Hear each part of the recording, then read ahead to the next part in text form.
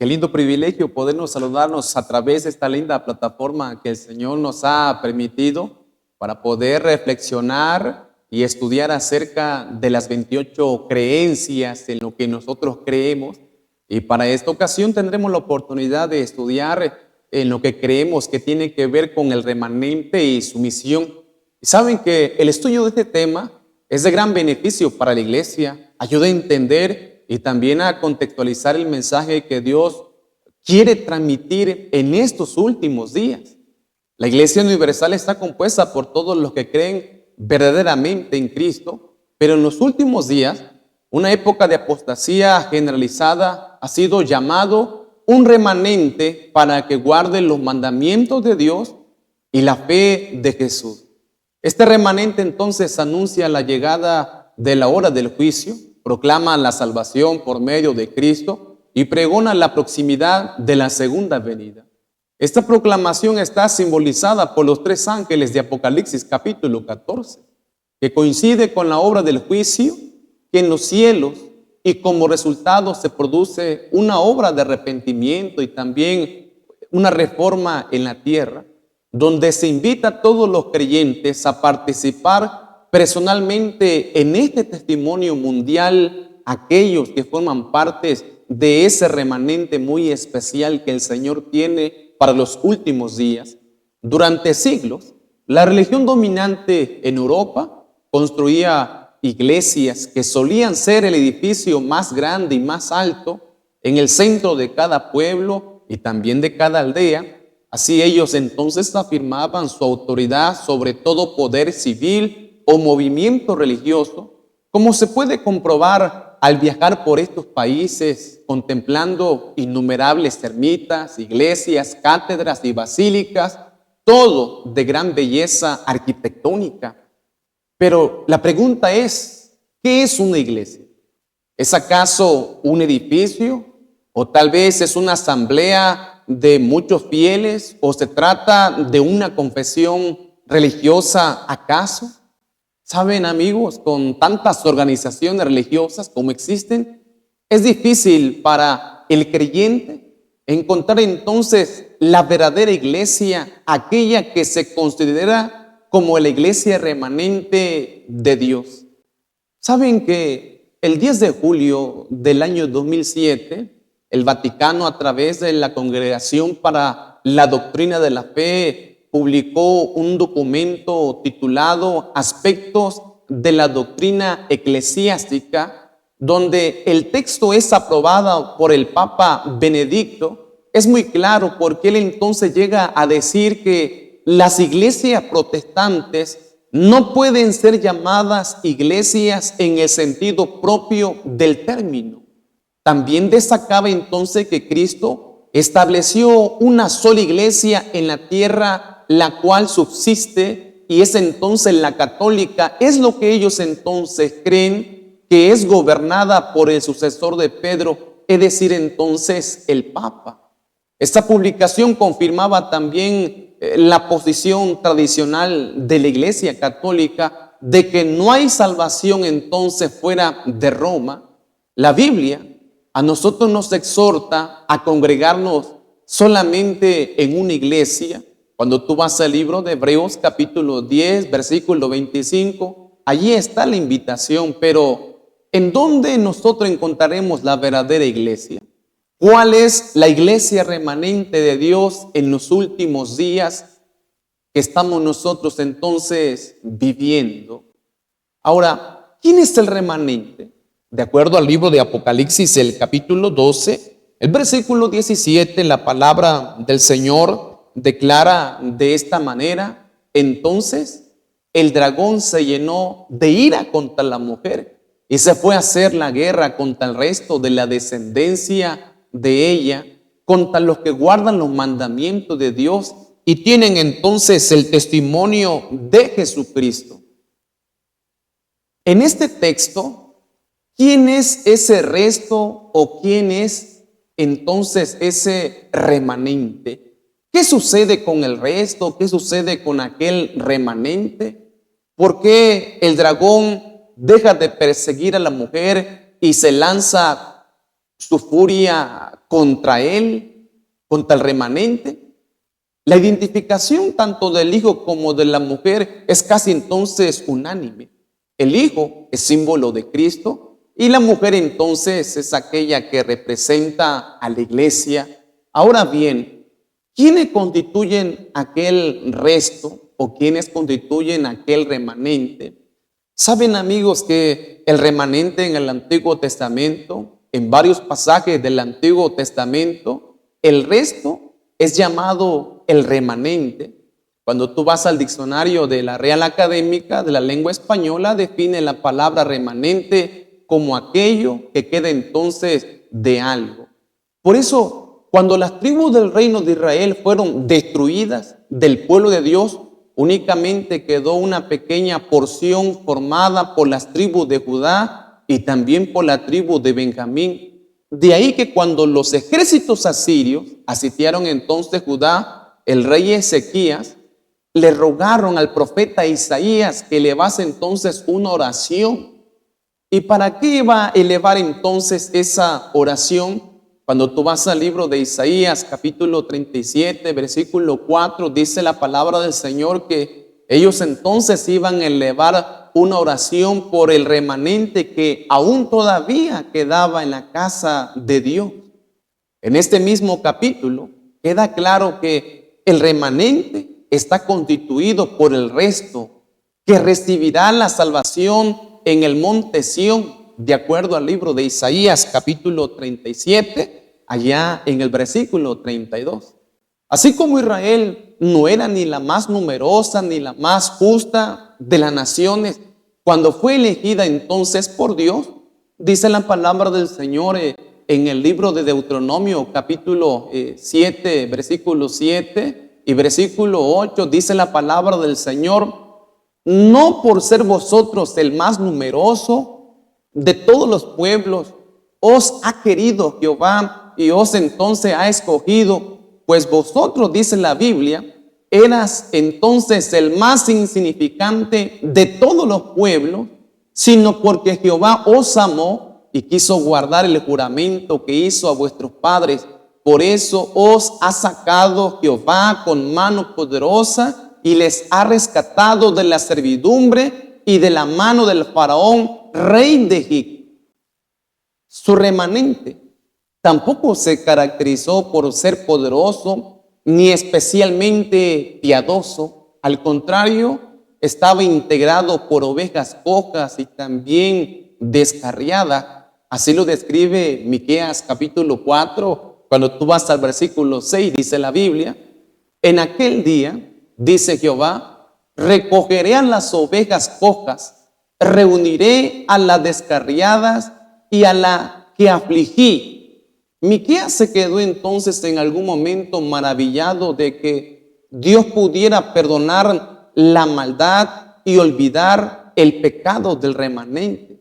En el libro de Miqueas capítulo 7, versículo 18, declara la palabra del Señor: ¿qué Dios hay como tú que perdona la maldad y olvida el pecado del remanente de su heredad? No retuvo para siempre su enojo, porque Él se deleita entonces en lo que es la misericordia, dice el profeta Miqueas, lo cual indica que está formado por gente imperfecta, ese remanente, y pecadora, necesitada del perdón divino. Jeremías entonces clama por la salvación de ese remanente. Cuando tú vas a Jeremías, el capítulo 31, el versículo 7, en la Nueva Versión Internacional declara: salva, Señor, a tu pueblo, salva al remanente de Israel. Sin embargo, a pesar de su débil condición, en el libro de Miqueas 4:7 dice: Jehová reinará sobre ellos en el monte Sión. El hecho de que el remanente pecara y se mostrara entonces débil en algunos momentos de su historia nos indica que eso era lo que Dios esperaba entonces de él. El Señor había establecido normas elevadas para el remanente, que esperaba que el remanente entonces fuera un remanente santo. En el libro de Abdías, en el verso 17 declara: mas en el monte Sión habrá un resto que se salvará, y entonces ese remanente, declara Abdías, será un remanente santo, y la casa de Jehová recuperará entonces sus posesiones. Sofonías también describe con estas palabras el ideal divino de parte de Dios. Cuando vas a Sofonías, el capítulo 3, el versículo 13 declara: el resto de Israel no habrá injusticia, ni dirá entonces mentira, ni boca de ellos se hallará entonces lengua engañosa. El pueblo entonces reconoció que si el Señor, de acuerdo a Isaías 1:9, no hubiera dejado un remanente, su destino habría sido entonces similar al de Sodoma y Gomorra. Declara entonces el libro de Isaías, capítulo 1:9, si el Señor entonces no hubiera dejado un remanente, entonces sería también similar al caso que ocurrió con Sodoma y Gomorra. Sin embargo, el remanente en el Antiguo Testamento encontramos un remanente muy especial, pero también hay un remanente en el Nuevo Testamento. El remanente de la mujer presenta las mismas características que el remanente de Israel en el Antiguo Testamento.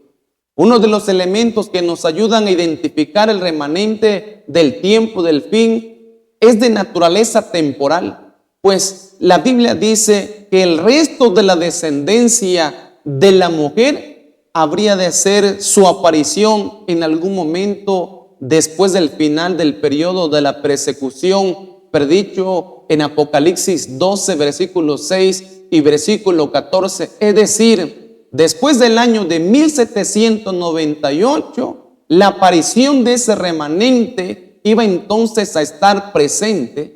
Cuando tú vas a la Biblia, Apocalipsis 12, 6 y 14, la Biblia declara que la mujer huyó entonces al desierto, donde tenía un lugar preparado por Dios para ser sustentada allí por 1260 días.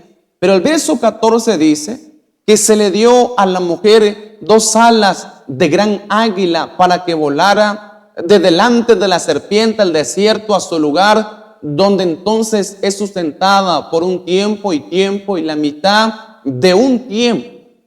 El remanente de los últimos días ha de ser entonces una agrupación que es religiosa, que es formada a finales entonces del siglo XVIII, a principios del siglo XIX. Por tanto, ningún movimiento religioso anterior puede ser identificado como tal, hermano. ¿Sí? Juan entonces, en algún momento, él nos proporciona 2 detalles adicionales que nos permiten ser más precisos a la hora de identificar al remanente del tiempo del fin. El vidente de Patmo dice que el remanente está formado por aquellos, de acuerdo a Apocalipsis 12:17, aquellos que guardan los mandamientos de Dios y tienen el testimonio de Jesucristo. En otros capítulos abordamos ampliamente estos 2 conceptos, pero aquí mencionaremos algunos detalles. La Biblia declara los que guardan los mandamientos de Dios. Y cuando leemos el libro de Apocalipsis 12:17, dice que el dragón se llenó de ira contra la mujer y se fue a hacer la guerra contra el resto de la descendencia de ella, contra los que guardan los mandamientos de Dios y tienen el testimonio de Jesucristo. Los capítulos 12 al 14 constituyen el centro del libro de Apocalipsis. En ellos, los mandamientos de Dios entonces desempeñan un papel que es muy esencial. De hecho, la escena introductoria a esta sección se inicia con una visión acerca del arca del pacto que está en el cielo. En Apocalipsis 11, versículo 19, la Biblia declara que el templo de Dios fue entonces abierto en el cielo y el arca de su pacto se dejó ver en el templo, donde hubo relámpagos, donde hubo voces, donde hubo truenos, un terremoto y granizo grande. Así que, mi amigo, la ley de Dios se hallaba entonces justo al lado del arca. y aún nosotros lo encontramos allá en la visión que recibe el apóstol Juan. El libro de Deuteronomio capítulo 31, versículo 26, declara la Biblia: tomad este libro de la ley y ponedlo al lado del arca del pacto de Jehová vuestro Dios, que está allí como el testigo contra ti.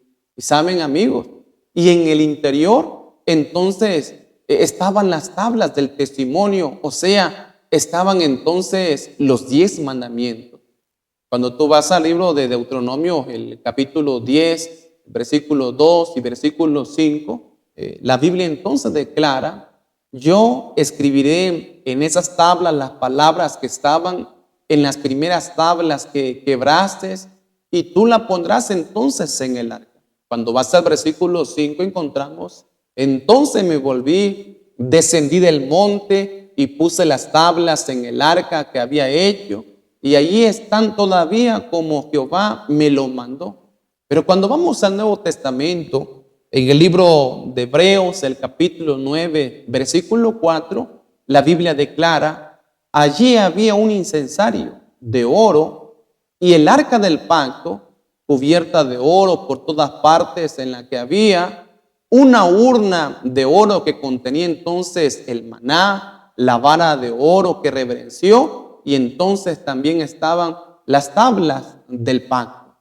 Como hemos visto, el remanente está comprometido en obedecer los mandamientos del Señor, de acuerdo a Apocalipsis 12:17 y Apocalipsis 14:12. Pero cuando tú y yo vamos a los capítulos 12 y versículo 13, introduce una Trinidad que es entonces diabólica, que entonces ha declarado la guerra a lo que es la ley divina.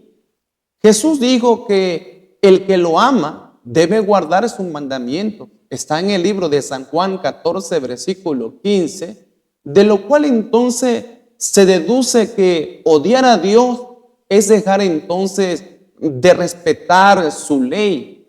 El siguiente cuadro que te voy a mostrar es acerca del odio que los poderosos enemigos de Dios se están manifestando entonces contra su ley. Miremos entonces esta parte. Nosotros encontramos dos divisiones: ataque contra los mandamientos de Dios, que están registrados en el libro de Éxodo, el capítulo 20. Y cuando tú vas al versículo 3, encontramos: no tendrás dioses ajenos delante de mí. Pero en la otra división, que tiene que ver con las acciones de la Trinidad diabólica, en Apocalipsis 13, en el versículo 4 y versículo 8, dice la palabra del Señor que ellos entonces reclaman lo que es la adoración para el dragón y también para la bestia de parte de Dios. Dice la palabra del Señor en el libro de Éxodo 20, versículo 4 y versículo 5, dice la Biblia: no te harás entonces imagen, no te vas a inclinar a ellas y tampoco la vas a honrar. Pero ellos entonces, en el versículo 14 y 15 de Apocalipsis 13, dice la palabra del Señor que edifican una imagen de la bestia y obligarán entonces a adorarla bajo entonces la pena de muerte. Cuando vas al libro de Éxodo 20, versículo 7, dice: no tomarás el nombre de Jehová tu Dios en vano. Y el libro de Apocalipsis 13, 5, 6, dice la palabra del Señor que la bestia abrió su boca para blasfemar contra Dios y contra su nombre.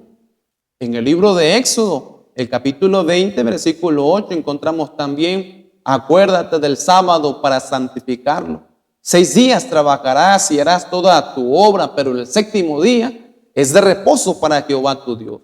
No hagas en él obra alguna, ni tú, ni tu hija, ni tu siervo, ni tu criada, ni tu bestia, ni el extranjero que está dentro de tus puertas.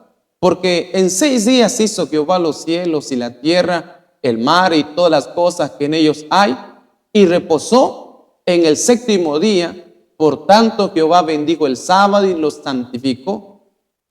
Tanto la marca de la bestia como el sábado tienen que ver, mis amigos, con asuntos económicos, con el trabajo y el día de reposo.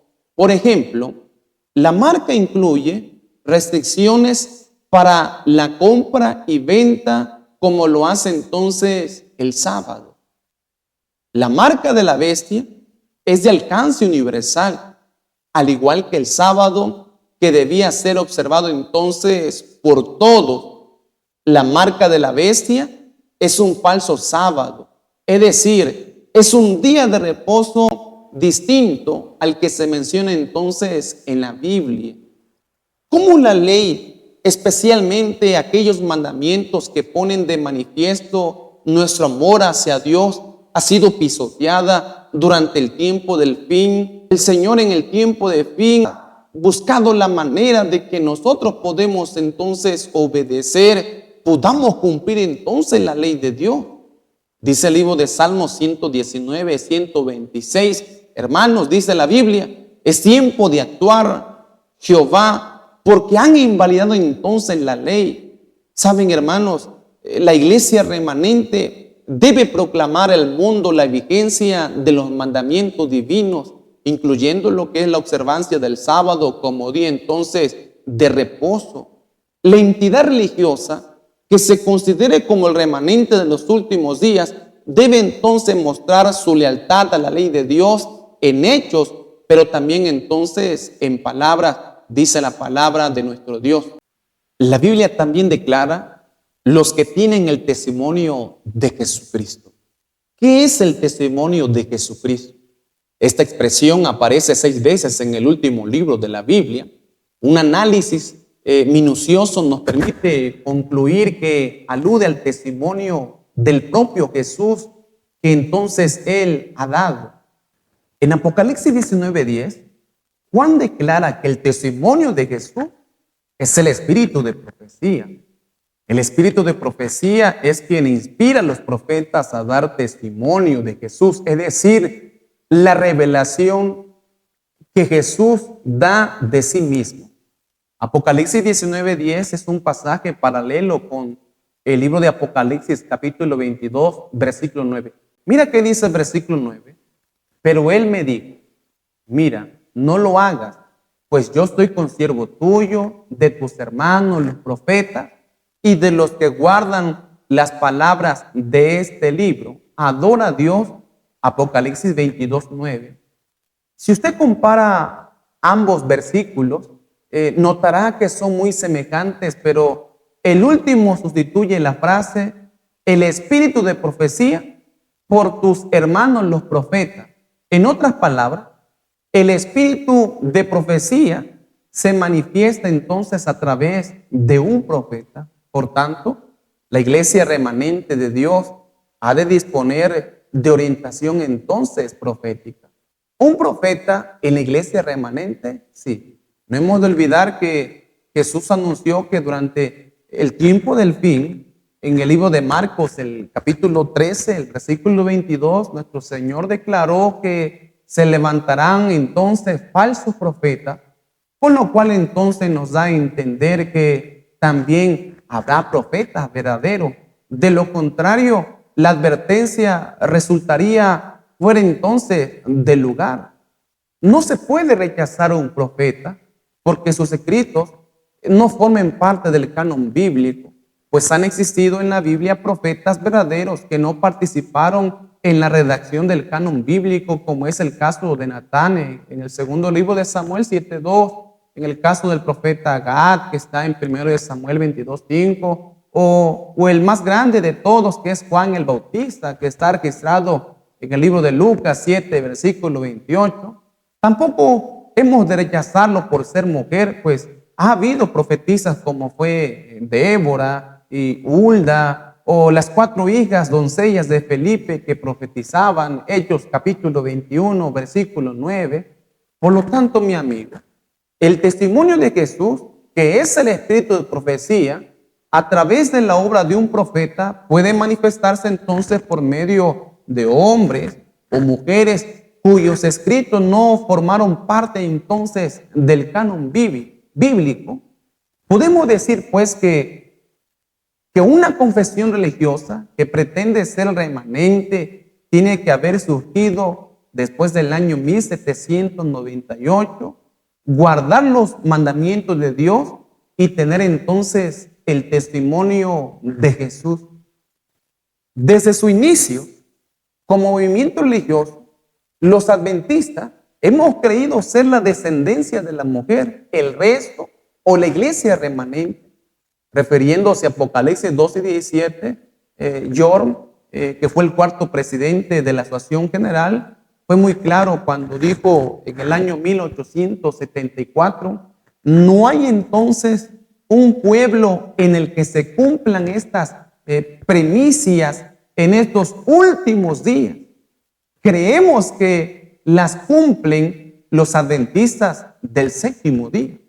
Una posición similar fue expresada en el año 1833 por Wolcott, quien fue presidente del colegio en los años 1883 y 1885. Él declara, por lo tanto, sépase que los adventistas del séptimo día reivindicamos ser aquellos a los que Juan vio en visión y a quienes dominó el remanente que guardan los mandamientos y tienen el testimonio de Jesús. Era muy común que nuestros pioneros se refirieran a nuestra iglesia como el pueblo de Dios, o como el remanente, o el pequeño remanente, o el remanente disperso, o también la manada pequeña. Ahora, mi amigo, ¿cuál es la misión de este remanente? ¿Somos el remanente porque somos mejores que los demás? Por supuesto, mi amigo, que no, porque no somos perfectos, sino que estamos todos inmersos en un profundo y largo proceso de transformación. Pero somos el remanente de Dios porque seamos impecables, sino por su amor y misericordia, porque nos ha elegido sobre la base de la gracia y no de nuestros días. Pero somos el remanente de Dios porque seamos impecables. No, sino por su amor y también por su misericordia, porque nos ha elegido sobre la base de la gracia y no de nuestros méritos. Como dijo el apóstol Pablo en una de sus cartas, en el libro de Romanos 11, versículo 5, él declara, en ese tiempo ha quedado un remanente escogido entonces por gracia, para que ahora se dedique a proclamar al mundo. Dice el libro de Efesios capítulo 3:10 que ese remanente ha de proclamar ante el mundo la multiforme sabiduría entonces de Dios, tal como ha sido manifestada en el mensaje de los tres ángeles que se encuentran en Apocalipsis 14. Así que bajo la dirección del Espíritu Santo hemos llevado el mensaje de los tres ángeles a todos los países. Nuestra iglesia es una iglesia universal que está sentada en casi todos los países del mundo y predica el evangelio en casi todos los idiomas. Nos sentimos entonces un pueblo especial que tiene que predicar el evangelio eterno, y como dice Apocalipsis 14:6, el evangelio que tenemos que predicar es entonces a toda nación, a toda tribu, a toda lengua y sobre todo a todo pueblo. Este remanente hoy en día se encuentra entonces en un gran conflicto. Es obvio que todas las fuerzas del mal se concentran en sus ataques contra el remanente de Dios, contra la iglesia verdadera. Satanás sabe bien que la existencia del remanente en la tierra anuncia al universo que nuestro planeta no se halla completamente a merced de los poderes del infierno, porque el resto entonces es fiel al Señor. Y saben, esta fidelidad del remanente hacia su Dios es la razón por la cual el enemigo se ha propuesto destruirlo y erradicarlo de la faz de la tierra. Satanás un día quiso destruir a Jesús, pero no pudo, ya que entonces dice Apocalipsis 12:4 y 5, que fue arrebatado para Dios y para con su trono. Pero el diablo dejó de perseguir al Hijo y se lanzó entonces contra el remanente, dice la palabra del Señor en el libro de Apocalipsis capítulo 12, versículo 17. Quiero decirte, mi amigo, que nosotros somos ese remanente de la profecía que ha quedado entonces para este último tiempo. Somos ese remanente que hoy en día está predicando las verdades del libro de Apocalipsis, el capítulo 14, que tiene que ver con el mensaje entonces de los tres ángeles. Somos ese remanente que es caracterizado como aquellos que guardan los mandamientos de Dios y tienen entonces el testimonio de Jesucristo. Tú formas parte de ese remanente. Tienes que levantar la bandera de nuestro Señor Jesucristo.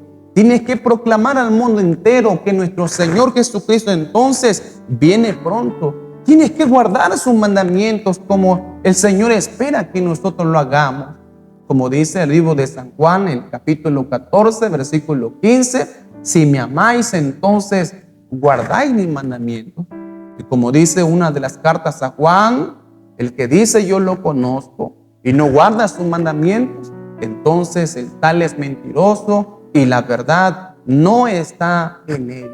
Mi querido amigo, quiero invitarte a que tú te aferres a las promesas de Dios, a que te unas entonces a la iglesia verdadera, que sigas proclamando con un escrito está las grandes verdades que hay entonces en la palabra del Señor, y que el Señor te bendiga y te guarde desde ahora y para siempre al lado de tu familia.